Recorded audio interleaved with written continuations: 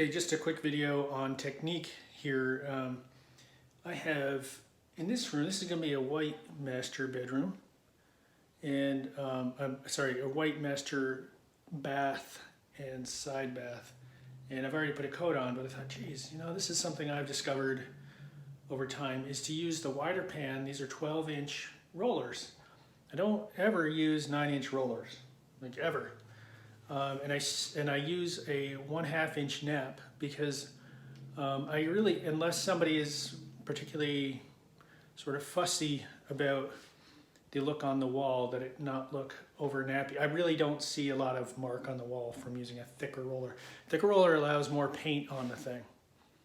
And I hardly notice the difference between like a 3/8 and a 1/2 inch, except the 1/2 inch it's like this bigger roll. Right, it's got more, it'll allow more paint on it, and having adequate coverage is sort of the name of the game here. You never want to have inadequate coverage, so this just cuts down on the amount of work. So here I have a shorter stick, that's for walls, and then a longer stick, that's for ceilings. And the shorter stick is like just to save the wrist.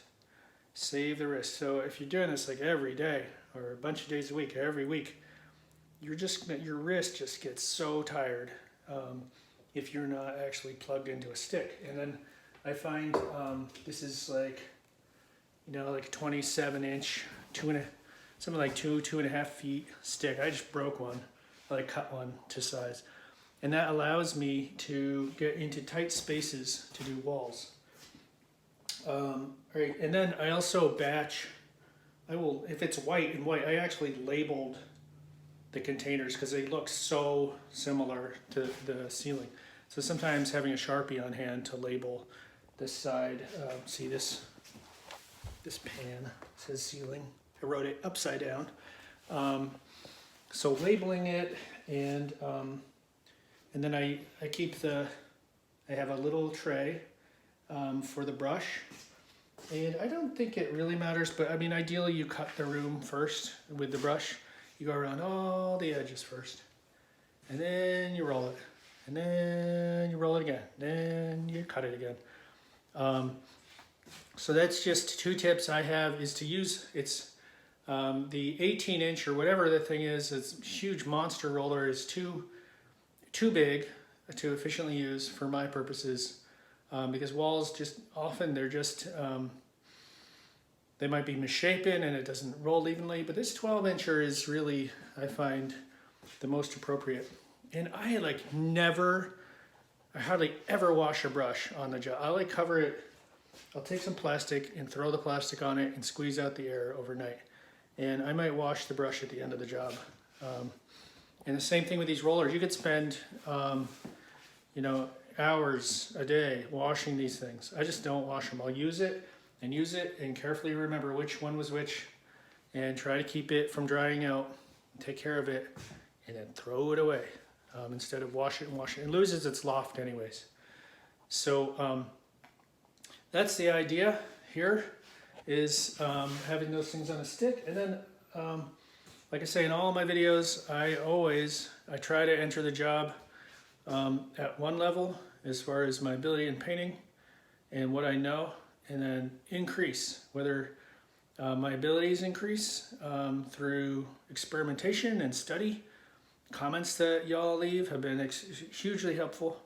So leaving a comment is always great if you have found something out. Let's share the knowledge, right? Let's all improve. And then I also, I spend time listening to books on my way in and when I'm here.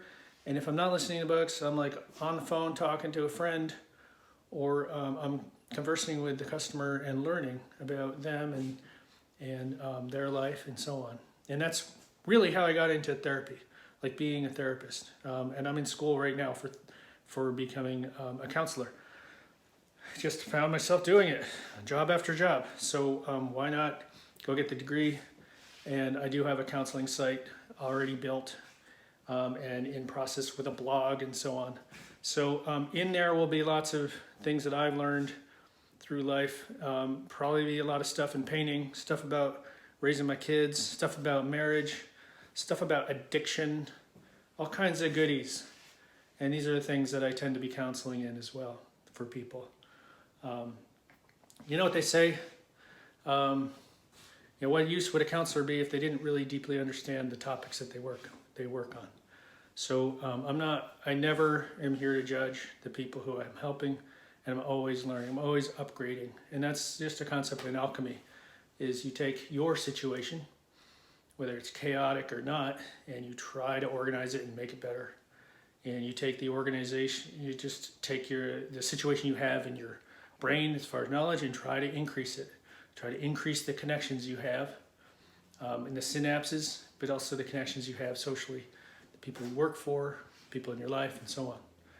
Anyway, a little personal development, little talk about my other work that I do. And then I like to always include a tip that I've learned in painting. Hope this helps.